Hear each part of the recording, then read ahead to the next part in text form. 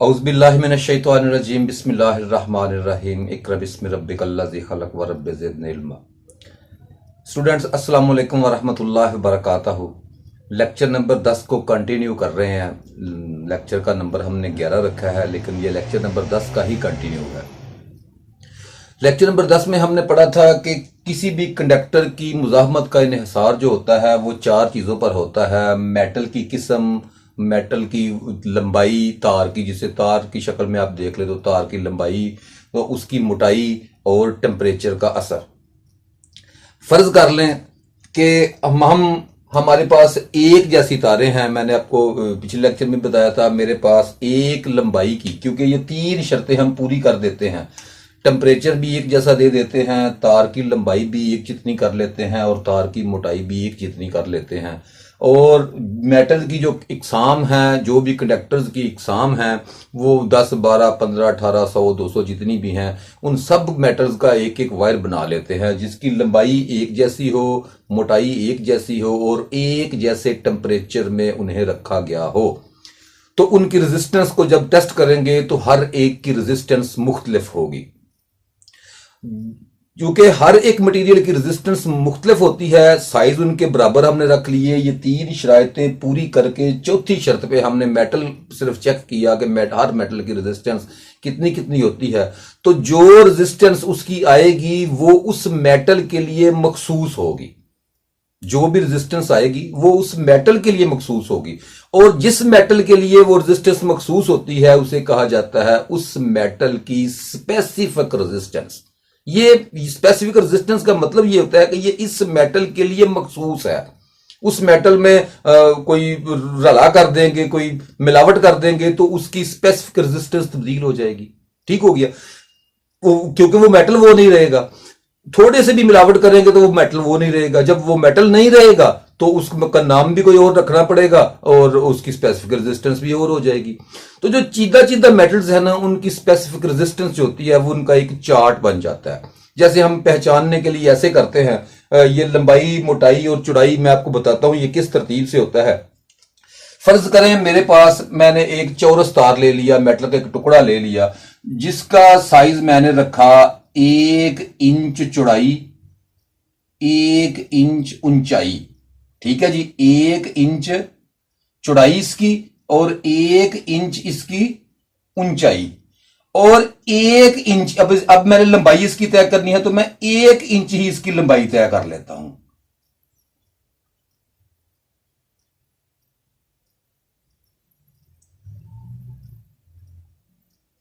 ये आप समझ लें, ये क्यूब बन जाता है। एक क्यूब जैसे लूडो का दाना होता है ना, बिल्कुल ऐसे ही हर समत में इस तरफ से चेक करेंगे तो 1 इंच, इस तरफ से चेक करेंगे तो 1 इंच, ऊंचाई चेक करेंगे तो 1 इंच। 1 इंच का क्यूब लेके तो उसके जो सामने सामने रुख होते हैं ना, उनके ऊपर मीटर लगा के उनकी रेजिस्टेंस को टेस्ट किया जाता है और उनकी टेम्परेचर एक जैसा रखा जाता है। मोटाई और लंबाई, ये 2 शराइत पूरी हो गई और इस क्यूब को अब एक मखसूस टेम्परेचर में रख दिया जाए। जितने भी टेम्परेचर में रखा जाएगा तो उस टेम्परेचर की वजह से जो फर्क होगा वो भी निकल जाएगा। तो अब सिर्फ मेटल का मसला रह गया। तो हर एक मेटल के क्यूब की रेजिस्टेंस को टेस्ट करेंगे तो वो उसकी स्पेसिफिक रेजिस्टेंस होगी, ये उसी के लिए मखसूस होगी। ठीक हो गया। इसे कहते हैं, उर्दू में इसे कहते हैं मुज़ाहमत नुई और इंग्लिश में इसे कहते हैं स्पेसिफिक रेजिस्टेंस। स्पेसिफिक रेजिस्टेंस को लिखने के लिए ये अमूमन बहुत थोड़ी रेजिस्टेंस वैल्यू होती है, क्योंकि 1 इंच मोटा, 1 इंच ऊंचा और 1 इंच लंबा क्यूब जो होता है उसकी रेजिस्टेंस माइक्रो ओम में होती है, बहुत थोड़ी रेजिस्टेंस होती है। इसलिए वो जब भी रेजिस्टेंस लिखी जाती है उसे आम तौर पे लिखने के लिए उसके लिए एक लफ्ज है।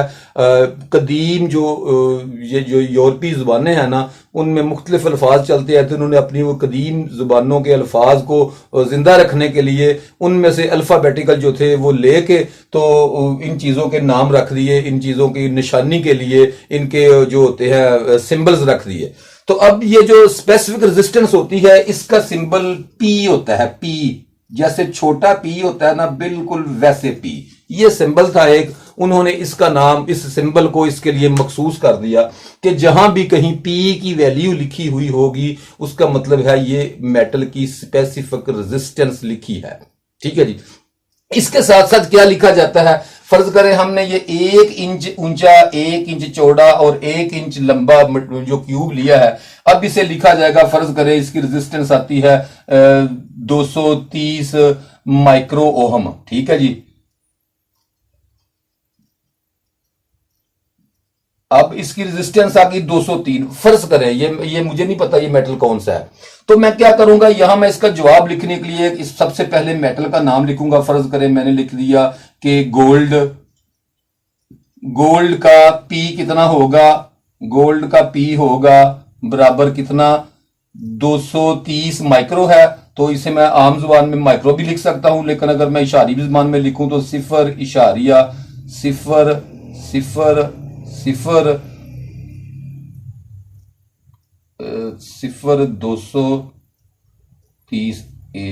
नहीं, 1 2 3 4 5 6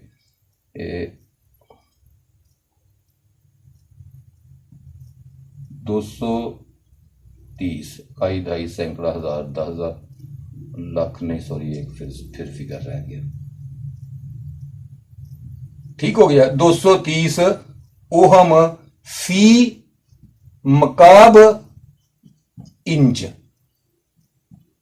ठीक है जी। इसके लिए मुझे लिखना पड़ेगा फी मकाब इंच, या मैं इसे लिख सकता हूं 230 माइक्रो ओहम फी मकाब इंच। मुझे ये बताना पड़ेगा कि ये जो स्पेसिफिक रेजिस्टेंस मैंने लिखी है ये कितना, कैसा, वो उसका साइज क्या था। अब मकाब इंच का मतलब ये आ गया कि तीनों तरफ से वो 1 इंच था। ठीक हो गया, तो हम कह सकते हैं फी मकाब इंच इसकी जो स्पेसिफिक रेजिस्टेंस है वो इतनी है। ठीक हो गया। ये मुख्तलिफ अंदाज में चलता रहता था, कभी किसी ने इसको फी सेंटीमीटर मुकाब में इसकी रेजिस्टेंस की पैमाइश की, फिर फी मुकाब इंच में पैमाइश हुई। जो इंटरनेशनल स्टैंडर्ड है ना, जिसे मैंने आपको पहले बताया था, सिस्टम इंटरनेशनल में इसकी जो वैल्यूज रखी गई है ना, जो 2019 में फाइनल हुई हैं, उसके मुताबिक अब पूरी दुनिया में इसका एक रूल चलेगा, और वो रूल ये होगा, पहले वो भी फी मकाब इंच या फी मकाब सेंटीमीटर में पैमाइश करते थे, अब उन्होंने कह दिया है चूंकि फी मकाब इंच या सेंटीमीटर कोई रकम नहीं है, हमारे पास जो बेसिक यूनिट्स हैं वो मीटर है, तो लिहाजा फी मकाब मीटर का क्यूब 1 मीटर ऊंचा, 1 मीटर चौड़ा और 1 मीटर समझ लें कि मोटा, ठीक है जी, लंबा, वो क्यूब जो है इतना बड़ा, 1 मीटर का लुड्डो का दाना समझ ले। तो उसके बिल रुख, जो रुख होते हैं ना, जो सामने सामने रुख होते हैं, उनकी मुजाहमत जो होती है वो उसकी स्पेसिफिक रेजिस्टेंस कहलाएगी। ठीक हो गया। उसको मैंने आपको पहले बताया है कि उसको पहले लिखने के लिए पी का लफ्ज इस्तेमाल किया जाता था, वो पी उसकी मखसूस, मतलब कि कह लें कि उसके लिए मखसूस कर दिया गया था निशान, लेकिन अब उसका निशान भी तब्दील हो गया है। अब उसका निशान जो है उसे हम उसको कह सकते हैं, उसकी स्पेसिफिक रेजिस्टेंस भी कह सकते हैं, मुजाहमत नुई भी कह सकते हैं, और आजकल जो लफ्ज चल रहा है उसके लिए रेजिस्टिविटी भी चल रहा है। रेजिस्टिविटी, इसकी रेजिस्टिविटी कितनी, इस मेटल की रेजिस्टिविटी कितनी है, या हम कह सकते हैं इस मेटल की स्पेसिफिक रेजिस्टेंस कितनी है, या कह सकते हैं पंजाबी में यार इस धात दी मुजाहमत नुई कितनी है। ठीक हो गया। तो जवाब लिखेंगे इतने पी का निशान डाल देंगे, इतने पी या रो, पी को रो कहते हैं। पी जो लफ्ज था ना जो कदीम, उसका मतलब जैसे ए बी ऐसे लफ्ज वो कोई देख के हम तो उसका लफ्ज निकालते हैं ना, आवाज निकालते हैं, वैसे जहां वो पी लिखा होता वो पी नहीं था, लेकिन पी के जैसा था, तो उस वक्त उसको रो कहते थे। तो अब हम रो भी कह सकते हैं, लेकिन ये चूंकि जुबानी मसले हैं, ये पुराने हो गए हैं। अब आसानी के लिए 2019 के बाद आपने चूंकि इंटरनेशनल सिस्टम के मुताबिक पढ़ना है, ज्यादा बेहतर है इंटरनेशनल को सिस्टम को अपने साथ साथ रखें, ताकि जब भी कहीं कोई चीज लिखी हुई है, कंपनियां लिख के भेजे, तो आपको पता चल जाए कि ये सिस्टम इंटरनेशनल के मुताबिक है। और सिस्टम इंटरनेशनल में इसको रेजिस्टिविटी कह रहे हैं। ठीक है जी, कि इसकी रेजिस्टिविटी, सवाल करेंगे कि इस मेटल की रेजिस्टिविटी कितनी है, तो उसके बाद उसका जवाब लिख के क्या कि इतने, वो जो जब क्यूब बड़ा हो गया तो अब वो माइक्रो में नहीं, अब वो समझ लें कि नैनो ओहम या पीको ओहम में उसकी रेजिस्टेंस वैल्यू आती है, नैनो ओहम या पीको ओहम। तो आप उस वैल्यू को लिख के उसके आगे उसका निशान डालेंगे या पी डालेंगे, जो पहले डाला जाता था, लेकिन आजकल उसे ओहम मीटर लिखा जाता है। क्या लिखा जाता है? ओहम, एक डॉट और एक एम, ठीक है जी। ओहम मीटर, 1 ओहम का निशान और डॉट और उसके बाद एम, इसको कहते हैं उर्दू में या समझ लेके पूरे अल्फाज में लिखने के लिए इसे कहेंगे ओहम मीटर। ये इसका यूनिट है ओहम मीटर, ठीक हो गया। ये रेजिस्टिविटी का यूनिट है, स्पेसिफिक रेजिस्टेंस का यूनिट है, ठीक हो गया। किसी भी मेटल का 1 मीटर का क्यूब लेके उसके बिल रुख, जो सामने सामने रुख हैं किसी भी रुख से, क्योंकि उसको लंबाई भी उतनी है, चौड़ाई भी उतनी है, ऊंचाई भी उतनी है, तो किसी भी 2 रुख के रुख से उसकी रेजिस्टेंस को जो भी वैल्यू होती है वो हम तो पमाइश नहीं कर सकते, हमारे पास इतने हिसास मीटर्स ही नहीं होते, तो उन्होंने इस रेजिस्टेंस को पमाइश करके, फवाइश करने के और भी तरीके होते हैं, वो थोड़े से पेचीदा होते हैं, आसान भी होते हैं निस्बतन, लेकिन वो कर लेते हैं। हमारे पास इतना ना तो पीछे इतना पैसा होता है और ना इतना मवाद होता है कि हम उसको कर ले, हमारा किया फायदा भी कोई नहीं देता, क्योंकि सिस्टम इंटरनेशनल वाले जो हैं वो तो वर्क कर रहे हैं उसके ऊपर, उनकी पूरी दुनिया सुनती है। तो होता यह है कि उन्होंने एक ये तय कर दिया कि ओहम मीटर किसे कहेंगे। ओहम मीटर का मतलब ये नहीं 1 मीटर है, इसका मतलब दूसरे लफ्जों में यह है कि 1 मकाब मीटर जो है वो मेटल का टुकड़ा है, तो उसके बिल रुख जो रुख है उनकी मुजाहमत जो है वो इतने ओहम मीटर है, उसकी रेजिस्टिविटी इतने ओहम मीटर है, ठीक है जी। उसको हम स्पेसिफिक रेजिस्टेंस का नाम देते हैं। टेम्परेचर एक जैसा रखना है, लंबाई चौड़ाई तो तय हो गई, तो टेम्परेचर भी एक जैसा। आपने अगर स्पेसिफिक रेजिस्टेंस मुख्तलिफ मेटल्स दी, इसका फायदा क्या होता है कि हमें पहले ही पता चल जाता है कि हमने इतनी जगह में इतनी रेजिस्टेंस बनानी है, तो हम क्या करते हैं उसके मुताबिक उस मेटल को सिलेक्ट कर लेते हैं कि हम यहाँ, हमारे मसाइल होते हैं, फर्ज करें जहां सोना इस्तेमाल करना हो, सोना क्यों इस्तेमाल करते हैं, सोने को तेजाब नहीं जल्दी खाते, सोना जाया नहीं होता, सोने में मसाम नहीं पड़ते, सोने में बहुत ज्यादा क्वालिटियां, इसलिए वहां सोना इस्तेमाल किया जाएगा। जहां रेजिस्टेंस बहुत थोड़ी चाहिए, बहुत मतलब कि आसानी से कोई कॉन्टैक्ट बनाना हो, आपस में जोड़ना हो, जिनमें रेजिस्टेंस कम से कम चाहिए, क्योंकि रेजिस्टेंस होगी तो वहां करंट ड्रॉप होगी, करंट ड्रॉप होगी तो वहां वो गर्म होकर जल जाएंगे, तो वहां जो पॉइंट्स वगैरह होते हैं वो चांदी के बनाए जाते हैं। जहां ऐसी जरूरत हो कि रेजिस्टेंस कम से कम, अच्छे कनेक्टर की जरूरत हो, वहां हम चांदी ले लेते हैं, क्योंकि चांदी की जो स्पेसिफिक रेजिस्टेंस है वो सोने से बहुत थोड़ी है, ठीक हो गया। उसके बाद कॉपर, चांदी के बाद कॉपर का नंबर आता है, कॉपर के बाद सोने का नंबर आता है, सोने के बाद और आते हैं जिनका नंबर आता है। मेरे पास पुराने चार्ट पड़े हुए थे जो फी मुकाब इंच में भी को 8-10 दांतों के स्पेसिफिक रेजिस्टेंस लिखी हुई पड़ी थी, और फी मुकाब सेंटीमीटर में भी लिखी हुई पड़ी थी। तो अब चूंकि फी मुकाब मीटर का दौर है, तो फी मुकाब मीटर का भी मैंने चार्ट बनाया नहीं है, या मैंने डाउनलोड करके उसको बनाया नहीं है। अगर आपने उसको डाउनलोड करना हो तो आप गूगल पे जाके सिंपल सा स्पेसिफिक रेजिस्टेंस चार्ट ये लिख के सर्च करेंगे, आपको चार्ट मिल जाएगा। आप अपने पास उसे सेव करके या अपनी उसकी कॉपी अपनी डायरी में रख सकते हैं लिख के। आपको ये पता चलेगा कि रेजिस्टेंस जो होते हैं वो क्यों किसी और मेटल के बनाए जाते हैं। अब जब वहां रेजिस्टर की जरूरत होगी तो वहां हम नाइक्रोम मटेरियल इस्तेमाल करेंगे, वहां हम कार्बन इस्तेमाल करेंगे, वहां जिनकी मुजाहमत ज्यादा होती है। तो जिनकी मुजाहमत एक हद से ज्यादा हो जाए तो फिर उनको हम जो होते हैं इंसुलेटर में इस्तेमाल कर लेंगे, उनको हम कंडक्टर में इस्तेमाल ही नहीं करेंगे। ये हो गया जी आपको मुजाहमत नुई जो थी, स्पेसिफिक रेजिस्टेंस, उसके बारे में आपको पढ़ाया गया। और अब आप दूसरी चीज ये भी याद रखें कि जैसे स्पेसिफिक रेजिस्टेंस होती है, बिल्कुल वैसे ही किसी मटेरियल की स्पेसिफिक कंडक्टेंस भी तो होती है, क्योंकि रेजिस्टेंस के उल्ट कंडक्टेंस होता है। लिहाजा हम इसको लिख सकते हैं कि 1/P। आपको पता है कि रेजिस्टेंस 1/रेजिस्टेंस करें तो जवाब आता है कंडक्टेंस। तो वैसे ही स्पेसिफिक रेजिस्टेंस को भी 1/स्पेसिफिक रेजिस्टेंस करेंगे, या 1/P, या समझ ले 1/ओहम मीटर, ठीक है। ये कोई भी लफ्ज लिख सकते हैं। ये लफ्ज लिखेंगे तो इसके जवाब में हम जो जवाब आएगा उसको हम कहेंगे ये है, ये सवाल है। इसका मतलब है कि हम रेजिस्टिविटी जो है ना उसके उल्ट 1/रेजिस्टिविटी, ठीक हो गया। 1/रेजिस्टिविटी यहां मैं फिर लिख देता हूं, ये एक ही चीजों के नाम है।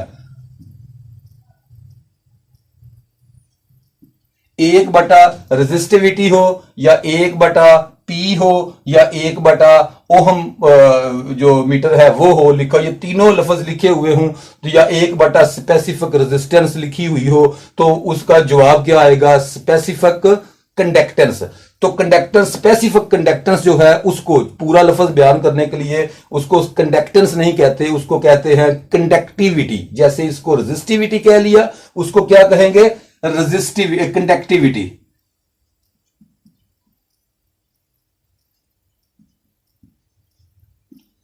कंडक्टिविटी, ठीक हो गया। कंडक्टिविटी का यूनिट जो है उसको आम, जैसे मैंने आपको बताया था कि वो जो होता है ना, आपको मैंने महू बताया था कि रेजिस्टेंस का उल्ट कर ले तो कंडक्टेंस, तो कंडक्टेंस को लिखने के लिए महू और ओहम का उल्ट लिखा जाता है या ओहम के निशान को उल्ट डाला जाता था। वो पुरानी चीजें थी। जो आजकल चलता है वो उसको सीमेंस भी कहा जाता है। सीमेंस, एस से भी जाहिर किया जाता है। तो हम कह सकते हैं कि एक बटा अगर रेजिस्टिविटी करें तो कंडक्टिविटी, या कंडक्टिविटी को शो करने के लिए हम कौन सा लफ्ज इस्तेमाल करेंगे? कंडक्टिविटी को इस्तेमाल करने के लिए हम समझ ले कि उसका जो होती है इसका जो यूनिट है, कंडक्टेंस का यूनिट महू था या सीमेंस था। तो सीमेंस जो है वो जब हम वो था रेजिस्टेंस के उल्ट, ये रेजिस्टिविटी के उल्ट है। एक बटा रेजिस्टिविटी करेंगे तो जवाब आएगा कंडक्टिविटी। ठीक है, कंडक्टिविटी को जाहिर करने के लिए इसका जो लफ्ज आता है, जो निशान मखसूस है, वो निशान है जी ऐसे गोल दायरा बना होता है और ये दायरा इस तरफ को थोड़ा सा खींचा हुआ होता है, जैसे ए के मुशाबत होता है, लेकिन ये ए नहीं होता। ऐसे गोल दायरा बना के तो उसको बाईं तरफ थोड़ा सा खींच देते हैं। ये वाला निशान कंडक्टिविटी के लिए मखसूस है। जैसे कि रेजिस्टिविटी के लिए जो निशान मखसूस था वो पी था, या इसको हम कुलिये के मुताबिक ओहम मीटर लिखते थे। जबकि कंडक्टिविटी को कुलिये के मुताबिक अगर लिखें तो क्या लिखेंगे? सीमेंस पर मीटर। सीमेंस पर मीटर, ठीक है जी। सीमेंस पर मीटर इसका कुलिया है। तो हम कह सकते हैं कि कंडक्टिविटी को जब लिखेंगे तो उसके आगे, जैसे हमने यहां लफ्ज लिख के उसके आगे हम लिखते हैं कि इतने फी मुकाब मीटर, तो फी मुकाब मीटर तो कंफर्म हो गया। अब उसके साथ लिखा जरूर जाएगा कि ये फी मुकाब मीटर का कुलिया है। तो कंडक्टिविटी को हम लिखेंगे इतने, ये निशान डाल देंगे तो उसके आगे फी मुकाब मीटर लिख देंगे कि इस मुकाब मीटर में इस मेटल की इतनी कंडक्टिविटी है। ठीक हो गया। अब आपको समझ लग गई कि कंडक्टिविटी मौजूद हो, अगर मालूम हो तो एक बटा कंडक्टिविटी कर दें तो जवाब क्या आएगा? एक बटा कंडक्टिविटी अगर किया जाएगा तो जवाब क्या आएगा? और कंडक्टिविटी को क्या लिखते हैं? आपको मैंने ये निशान बताया है, तो यही जवाब बिल्कुल ऐसे ही, इसका उल्ट मैं कर रहा हूं कि एक बटा,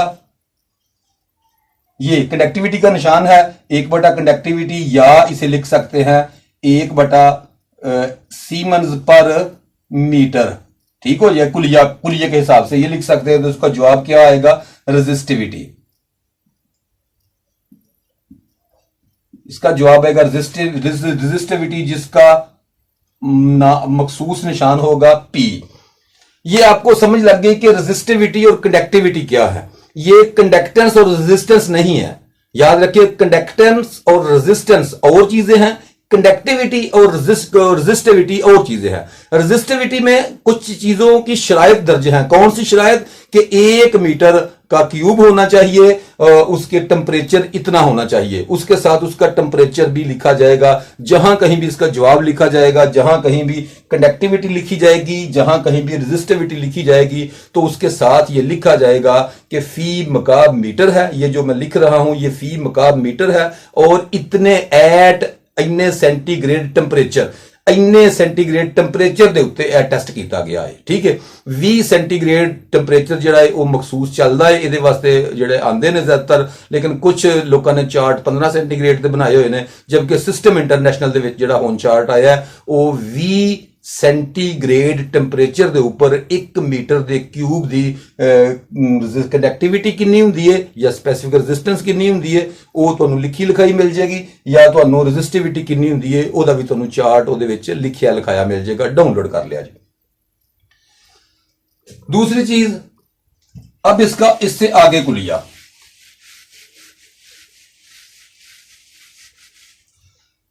कि आप समझते हैं बिल्कुल जैसे आप ये तो हो गया बिल्कुल, आपने डल एक चौरस चीज को मालूम कर लिया, तो अब उससे तार बनाई जाएगी तो क्या होगा? तो तार वगैरह बनाने के लिए या किसी तार को कितना मोटा, किसी को कितना, उसका मोटाई कितनी कम करेंगे तो लंबाई कितनी बनाएंगे, तो इसका कुलिया क्या होगा, तो वो बिल्कुल सादा सा कुलिया है। बिल्कुल ऐसे ही आप जानते हैं कि लंबाई बढ़े तो रेजिस्टेंस बढ़ती है, लंबाई कम हो तो रेजिस्टेंस कम होती है, मोटाई बढ़े तो रेजिस्टेंस कम होती है, मोटाई कम हो जाए तो रेजिस्टेंस बढ़ती है। ये दोनों एक दूसरे के मुखालिफ हैं। तो इसका सादा सा तरीका क्या होता है कि हम कहते हैं, फर्ज करें हमारे पास एक तार है जिसका हमें स्पेसिफिक रेजिस्टेंस मालूम ही नहीं है, हम उसकी स्पेसिफिक रेजिस्टेंस को मालूम करना चाहते हैं या लिखना चाहते हैं, तो हम उस वायर की लंबाई पैमाइश कर लेंगे मीटर्स में और उसकी जो मोटाई है उसको पैमाइश कर लेंगे मीटर में। मोटाई को पैमाइश करने का मतलब ये नहीं है कि आपने उसकी एक तरफ से, फर्ज करें ये 1 इंच मैंने जैसे आपको बताया था, 1 इंच चौड़ा और 1 इंच ऊंचा, इसका मतलब एक नहीं होता। ये इसका हमने रकबा लेना है, इसका क्रॉस सेक्शनल एरिया लेना है, ये मुकम्मल एरिया मालूम करना है। क्योंकि इसकी अगर एक इंच यहां से है, दूसरी तरफ से 2 इंच बढ़ गया तो इसका तो लफ्ज 201 से जरब देंगे तो उसका जवाब 2 आ जाएगा। तो इसलिए हमने लंबाई और चौड़ाई को आपस में जरब देनी होती है। जो सामने वाला एरिया होता है जिसे कहते हैं cross sectional area. Cross sectional area किसे कहते हैं, याद रखें, फर्ज करें ये मेरे पास एक वायर है, ये वाली, ठीक हो गया, ये वाली मेरे पास एक वायर है जितनी भी लंबी है, तो ये सामने वाला जो हिस्सा है इसको कहते हैं क्रॉस सेक्शनल एरिया, अगर वायर गोल हो तो। ठीक है जी, अगर चौरस भी हो तो क्रॉस सेक्शनल एरिया ही कहेंगे, लेकिन उसका रकबा, गोल का रकबा और निकालने के लिए और कुलिया होता है और चौरस का रकबा निकालने के लिए और कुलिया होता है। चौरस का रकबा निकालने के लिए क्या हम करते हैं, लंबाई जरब चौड़ाई जरब ऊंचाई। इसका मकाब मालूम करने के लिए, 1 इंच का मकाब मालूम करने के लिए, जैसे मैंने आपको ये बताया था कि हम इसको क्या करते हैं, बिल्कुल हर तरफ से ऊंचाई, लंबाई और चौड़ाई को आपस में जरब दे दें तो इसका मकाब निकल आएगा, जिसे हम इस मेटल का जो भी होगा, फर्ज करें 1 इंच ऊंचा है, 1 इंच चौड़ा है, 1 इंच या 1 मीटर है, तो हम इसको कह सकते हैं 1 मीटर की पावर 3, मतलब कि तीनों तरफ से, तीनों डिमेंशनों की तरफ से ये 1-1 मीटर है। तो लंबाई जरब चौड़ाई जरब ऊंचाई। तो जब गोल तार होते हैं उनको अगर उनका रकबा मालूम करना हो, फर्ज करें तो ये अगर मैं, ये चौरस वायर है, लंबाई जितनी मर्जी हो, इसको ऐसे भी थोड़ा सा समझ ले ताकि और ज्यादा आसानी हो जाए। फर्ज करें ये वायर इतनी लंबी है, आप समझ रहे हैं ना, ये वायर लंबी है ज्यादा, तो जितनी भी लंबी होगी हम इसको, इसकी लंबाई तस्वर करेंगे, इसको ऊंचाई और इसको चौड़ाई। ठीक हो गया, ये इस तार की ऊंचाई, ये चौड़ाई, ऊंचाई जरब चौड़ाई, इसका रकबा निकल आएगा और फिर इसको लंबाई के साथ जरब देंगे तो ये इसका जो हुजम है वो निकल आएगा एरिया मुकम्मल तौर पे।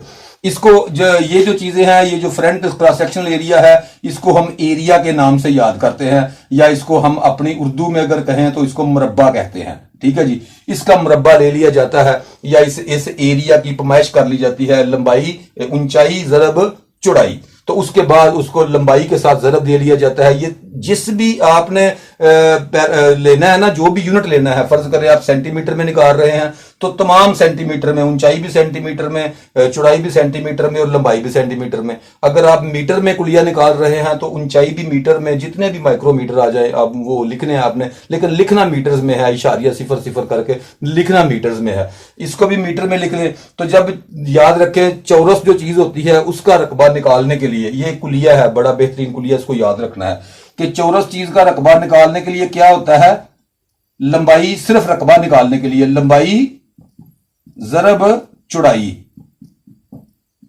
ठीक हो गया।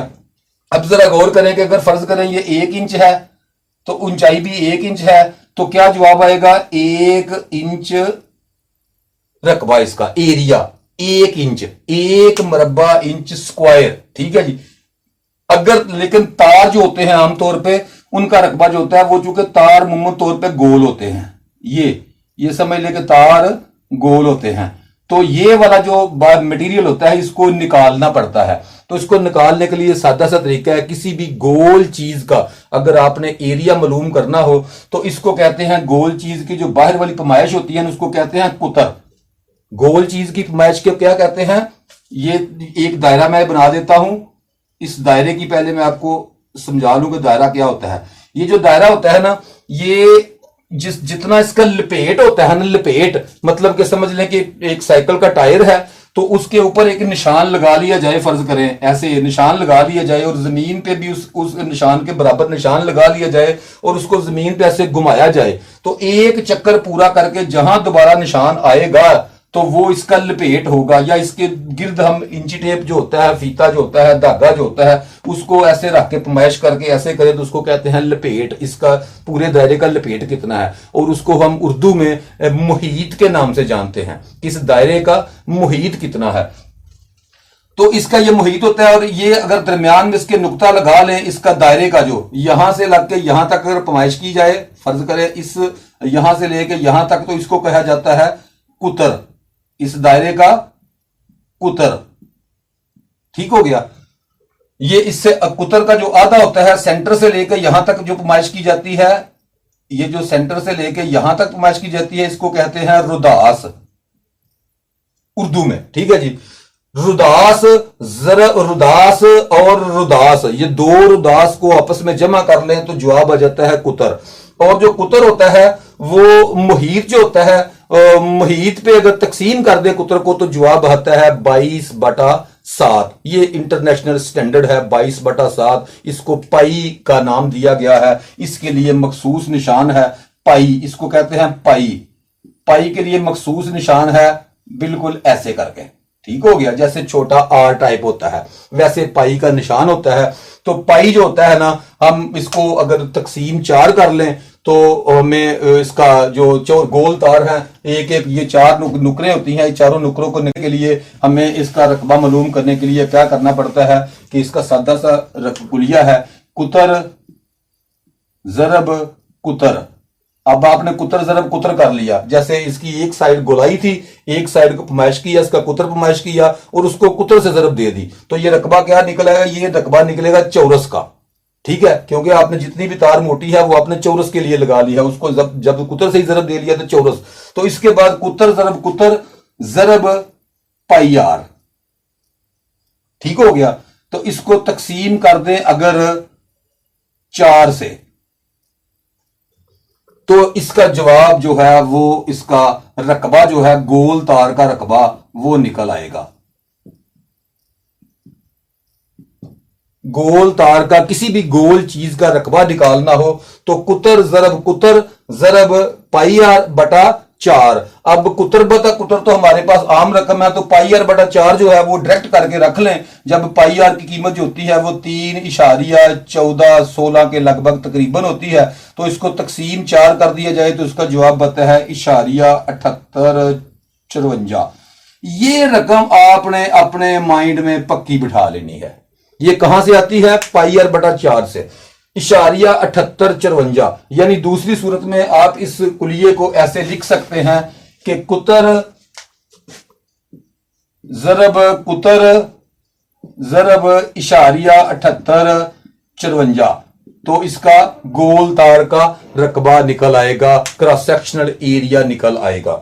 तार की मोटाई को आप चेक कर लेंगे, जितने मीटर की वो तार होगी, जितने मीटर मोटी होगी, या जितने जिसमें भी आपने रकबा निकालना हो, तो अगर आप मीटर में निकाल रहे हैं तो आप मीटर, जितने मीटर इसकी कुतर है वो मीटर, वो माइक्रोमीटर है, वो नैनोमीटर है, वो मिलीमीटर है, वो जहां भी है उस उतने मिलीमीटर जरबे उतने मिलीमीटर जरबे 7854। जब 7854 लगाएंगे तो चौरस से गोल का रकबा, बाकी जो 4 जो हमने डिमेंशन जो है तकसीम की है, चारों कोनों के जो अजाफी मटेरियल होता है वो उड़ जाएगा, तो गोल तार का रकबा निकल आएगा। अब इस गोल तार के रकबे को लंबाई से, तार की लंबाई से जरब देंगे तो तार का मजमुई हुजम निकल आएगा, ठीक हो गया। तो मजमुई हुजम जब निकल आएगा तो फिर हमें रेजिस्टिविटी और कंडक्टिविटी को हल करने का मसला खत्म हो जाएगा।